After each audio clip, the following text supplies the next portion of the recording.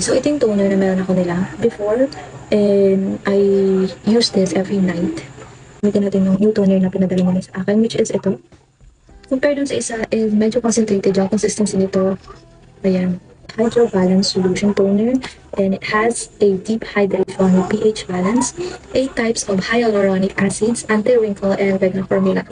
Kasi kung makakita ng gantong toner, yung medyo concentrated yung consistency niya. Ayan. So, try ko siya.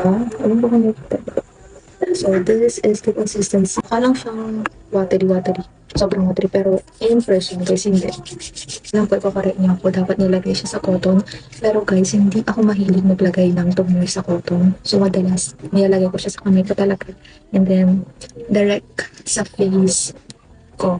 Kasi ewan ko, feeling ko kasi mas absorb ng skin ko at mas marami kong nalagay na toner sa face pag yung mismo kamay ko yung ginagamit. Yeah guys, ay normal, hindi siya masyadong